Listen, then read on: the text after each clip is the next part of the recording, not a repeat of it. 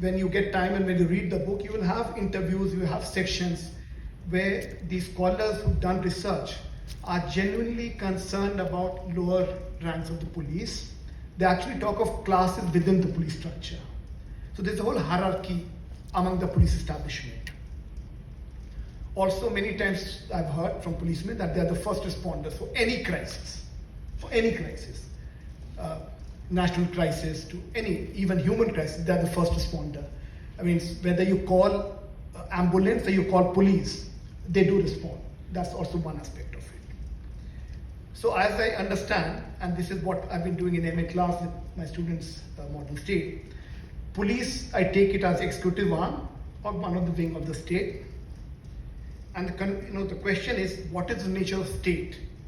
And what kind of nature of state emerges out of this book, right? That's the thing which we have to ask. And as a part of executive, because police is executive, so as a part of executive, how much autonomy does police have? Already Vrinda said, Smitra said, that Pamela, you said, there is not much of autonomy over there. Because there is apart from the institutional structure, there is also ideological structure, which is important. So that's one question we need to ask: how much of autonomy, and what will it do with that autonomy?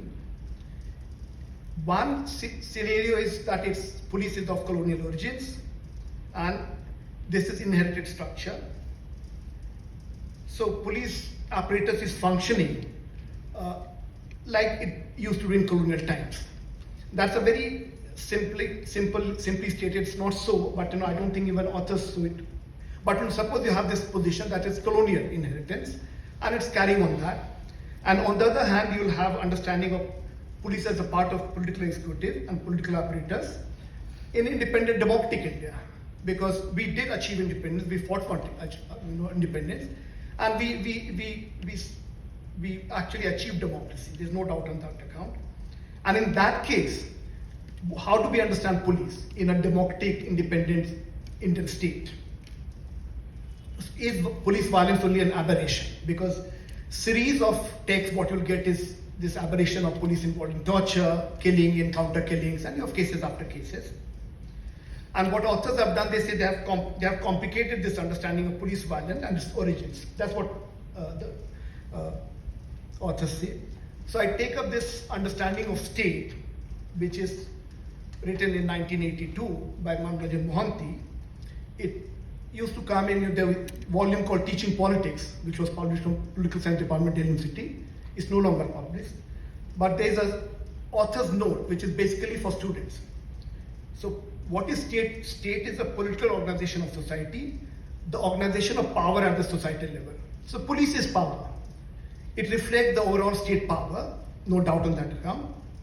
And this state reflects the aggregate of power which is there embodied is in the society. So at the same time, it's gender dimension, class dimension, caste dimension, they will be reflected over there. So state is above all power. And there has been close relationship between the executive arm and the desire for security. So policing is necessary for security.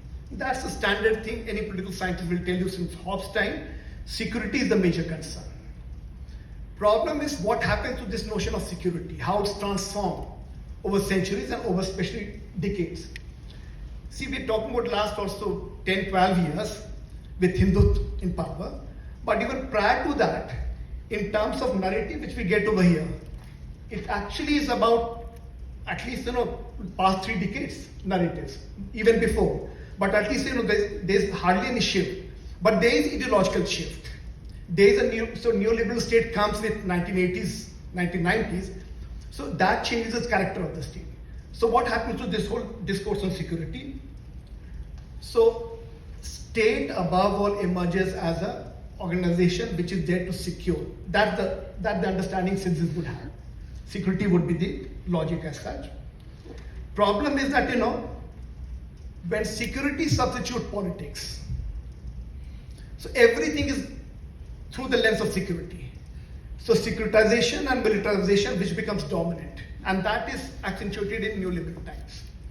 Because the welfare takes, the most obvious picture what we're getting is USA, Trump's America. whole welfare measures will be dismantled. India actually carries mode of welfare, but securitization is very, very strong. So in this framework, we have to understand police, where politics, security is substituting politics over here. And in earlier times, say just after independence, there was at least an attempt to bring a national coalition. There was debate. It's not that police was changed, but there was debate over there. But gradually that debate has, shifted, and then there's a strident process of extreme form of militarization, which Vrinda also referred to, not only in terms of armament, but also the whole ideology of it.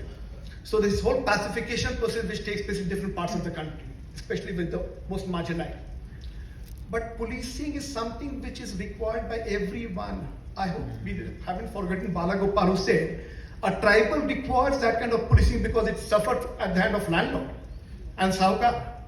So, people had expectation from this modern institution called police that they would come to their aid, and they still have this hope. They still have this hope from Indian state that police and other organs, judicial and others, would also come to the aid. So between this hope and despair, we need to think about what has happened to Indian police and why it is heavily militarized. Problem is not the institution only. Problem is actually the politics, the political power which is there. Fine, whether with neoliberal regime of the Congress time and the neoliberal regime of the Hindutva times. That is what we have to address. Thank you so much.